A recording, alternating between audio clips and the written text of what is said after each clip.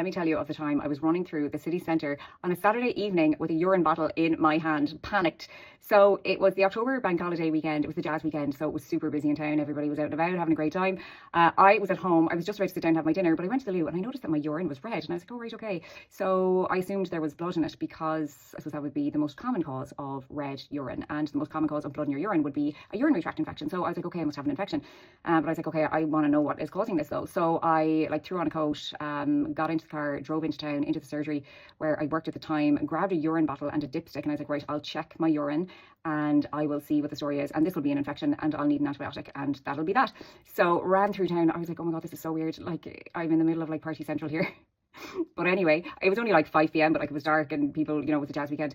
So anyway, grabbed the bits, ran home, was like hoping I would not meet anybody I know. Thankfully I did not, but I went home and I dipped it and there was no evidence of infection, and I was like, weird, this is weird. So I couldn't really do anything about it then because it was Saturday evening, like no GP surgery available, I didn't really want to go to the South Stock anyway. So anyway, I just held tough until Monday morning and I linked in with my gynecologist and I was like, my urine is red, I think there's blood in it, but there's no infection. And there was no blood showing up as well, actually, on the urine dipstick, importantly. So I was like, this is weird. I was like, is the dipstick like out of date or something? I was like, this is just weird. Anyway, arranged to see the gynecologist later that week.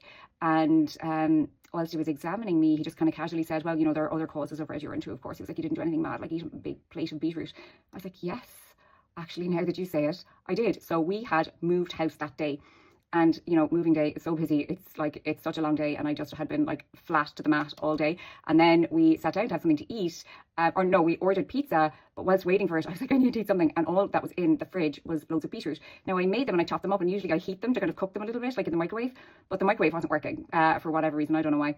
And I was like, right, I just ate them raw. And it wasn't even that nice. And I just ate like a massive plate of raw beetroot whilst waiting for the pizza delivery guy to arrive.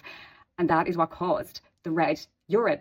And it actually happens to me consistently now. If I ever eat raw beetroot, I'll get red urine. So this is a case of pseudo-hematuria, and that means kind of something that seems like it's blood in your urine. Blood in your urine is hematuria. Pseudo-hematuria is like something that looks like hematuria, but it's not. And like other foods can cause it as well, like blackberries, rhubarb, some medicines can cause it. And actually also intense exercise. If you exercise super intensely, there can be muscle breakdown products in your urine and giving it like a red-brown colour. And I actually saw that once as a GP, once in my career as a GP.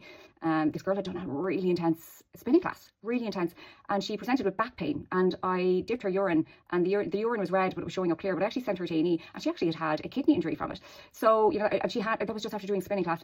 Anyway, that is my story about my episode of pseudo hematuria triggered by eating a plate of beetroot.